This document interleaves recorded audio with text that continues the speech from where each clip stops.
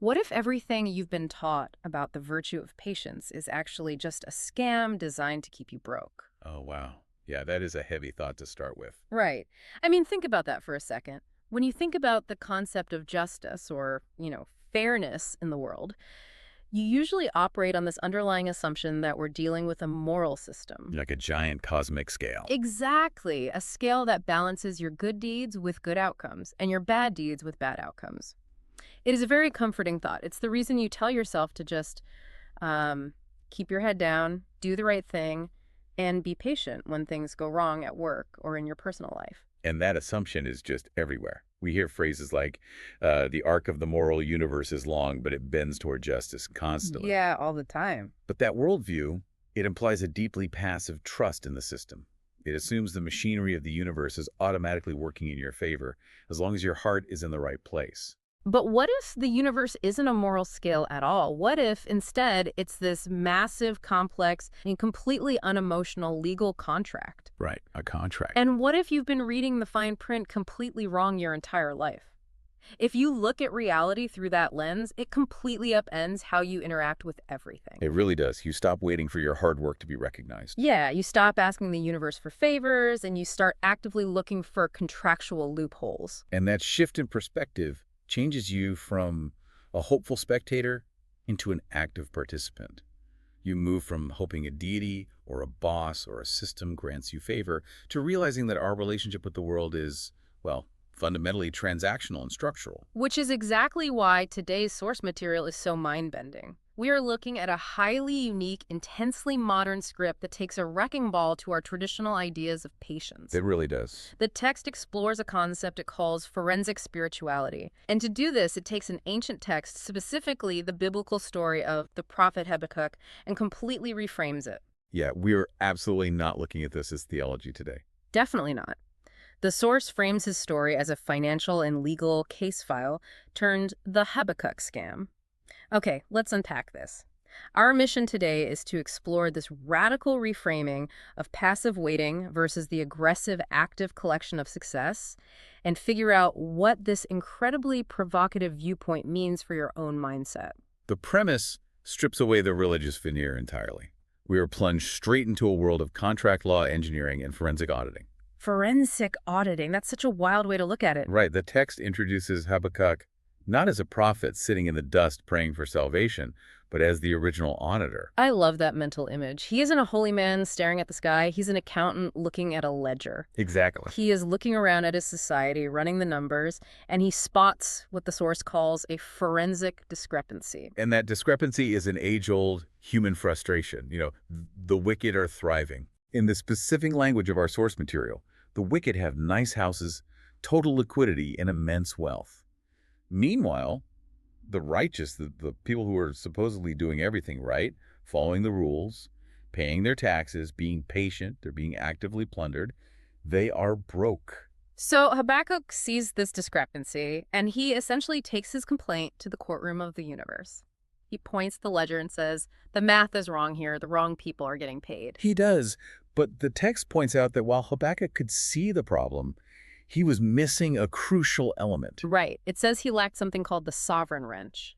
Yes, the sovereign wrench. Yeah. That term is the first major key to this framework. It implies a tool of mechanical administrative authority. Okay. Habakkuk has the eyes to see that the machine is broken, but he lacks the specific implement required to tighten the bolts, to actually reach in and fix the machinery of his reality. It's like looking at a massive corporate spreadsheet where the numbers clearly don't add up. You can see plainly that the quarterly budget is bleeding out to the wrong departments. But you don't have the administrative password to fix the formulas in the software. Exactly. You can point at the computer screen all day long, you can yell at your coworkers about the errors, but without the admin rights, you are just a frustrated spectator to your own company's bankruptcy. What's fascinating here is how effectively this text validates a universal frustration. If you are listening to this, you have almost certainly felt at some point that the math of the universe is rigged. Oh, absolutely. You see in the workplace all the time, you put in late nights, you take on extra projects, you act ethically, and yet you watch a coworker who does absolutely nothing but play golf with the executives sail right past you into a corner office. It's infuriating. It is. And the text doesn't patronize you by saying you just need a better attitude. It acknowledges that from where you are sitting, Yeah. the math absolutely looks fraudulent. It's incredibly validating.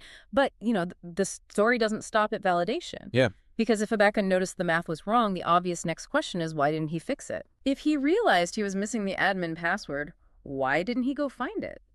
The source text gives a fairly brutal answer to that.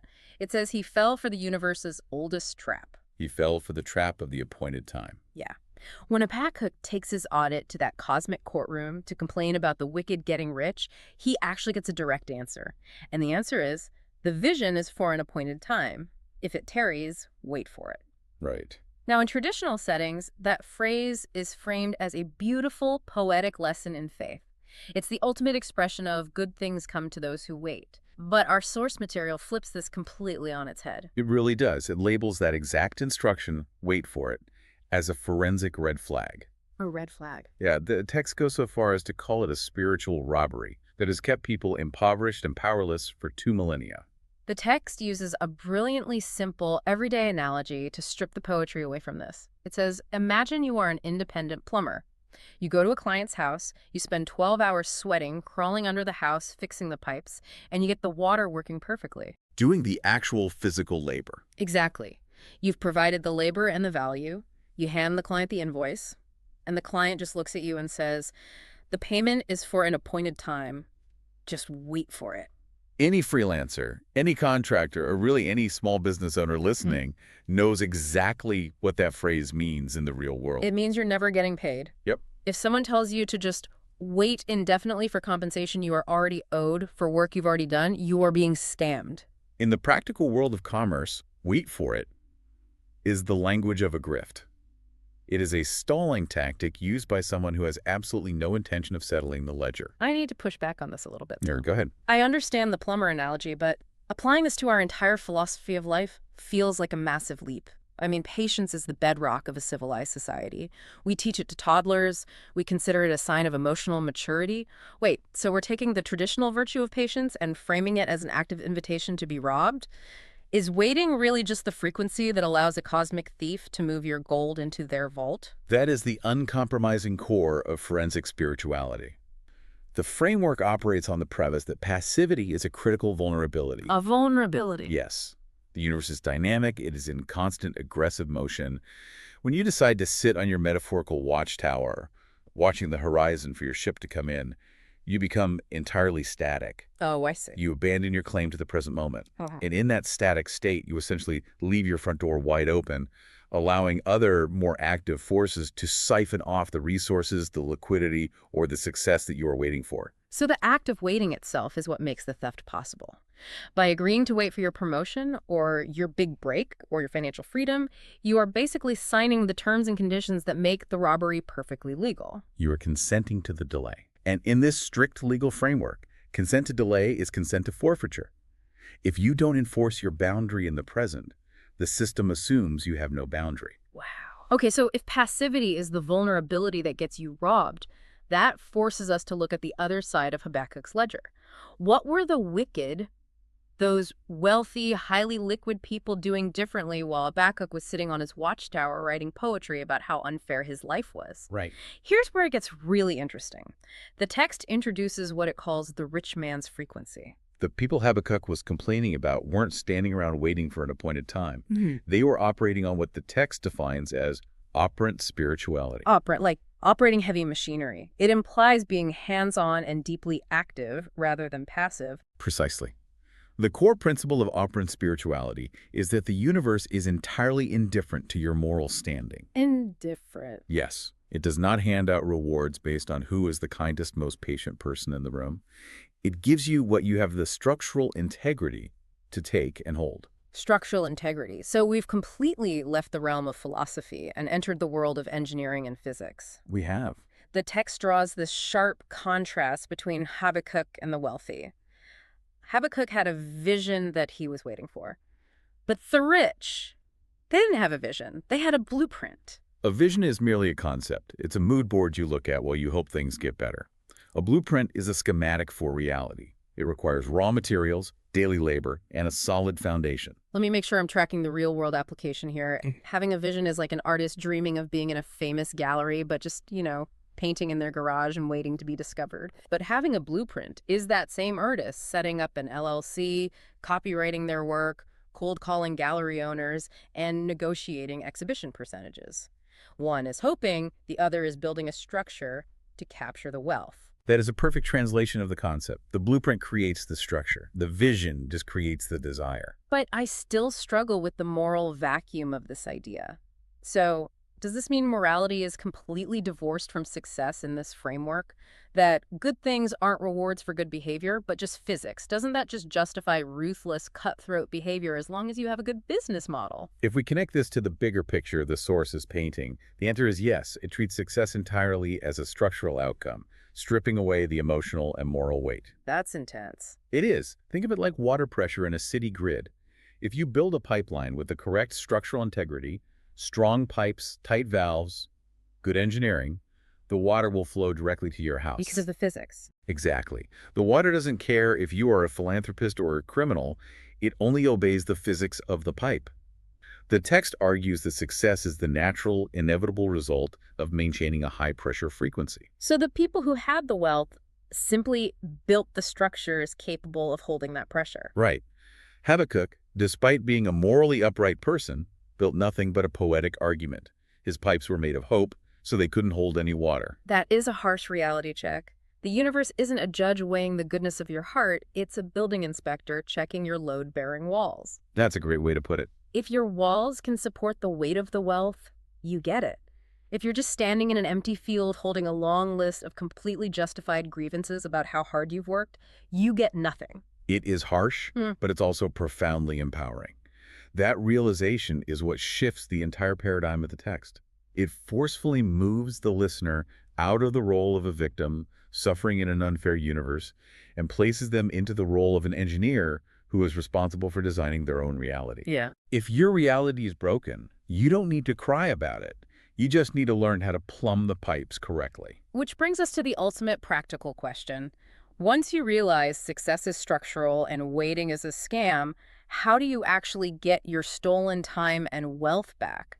How do you fix your situation? Right. How do you get your missed promotions and diverted wealth back? Exactly. And the text doesn't just leave us with the diagnosis, it gives us the aggressive cure.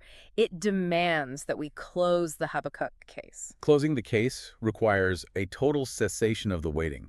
You have to climb down from the watchtower and enter the present moment. The source is remarkably blunt about this. It states, as a rule of physics, if it's delayed, it's stolen.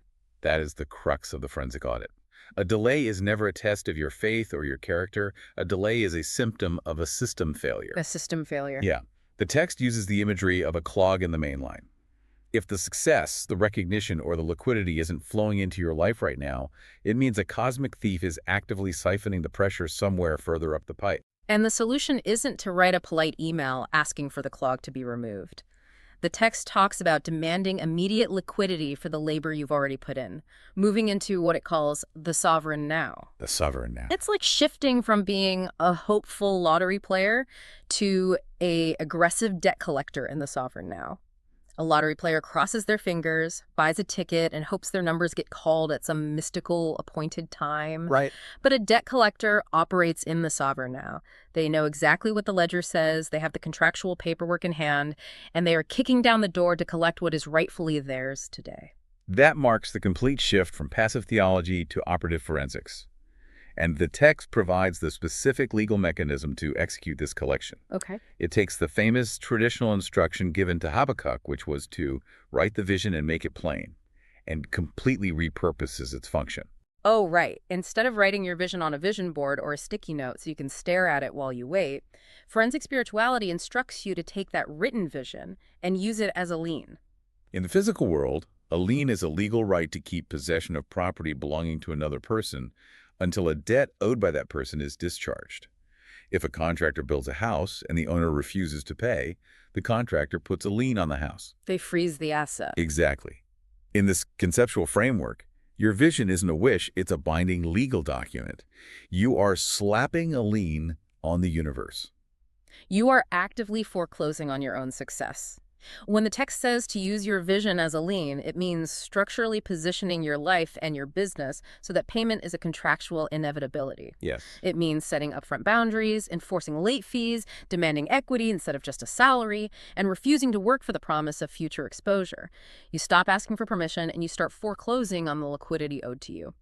You are the bank, you hold the mortgage on your own potential, and you are calling in the loan. The heist is over. The audit is complete. That is the triumphant conclusion of the source material.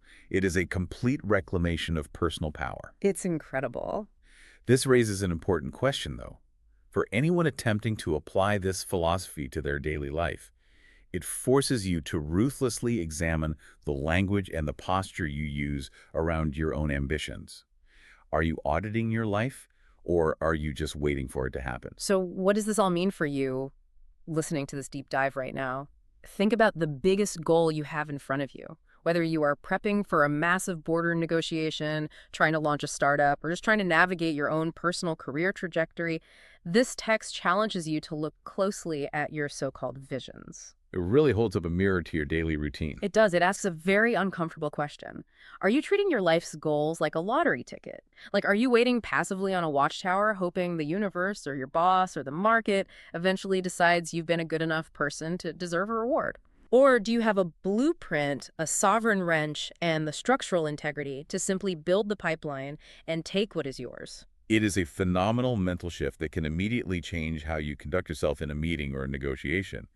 But, it leaves us with a truly complex, almost paradoxical, philosophical puzzle. Oh, what's that? Well, if we fully adopt this concept of forensic spirituality, where wealth and success are simply high-pressure frequencies to be structurally claimed without any moral weight whatsoever, what happens when two active, high-pressure auditors put a lien on the exact same liquidity at the exact same time? Oh, wow. That is a fascinating point. Right. If two people have perfect blueprints and zero passivity, does the universe have some sort of cosmic bankruptcy court to settle their competing claims? Or does the physics of structural integrity simply favor the one with the strongest, most ruthless pipeline? That is a brilliant and honestly slightly terrifying thought to end on. The physics of success might not have a conscience at all. It might only respect the strength of the plumbing. We want to thank you so much for joining us on this deep dive. Keep examining your blueprints, keep tightening those bolts, and never stop questioning the math of the universe.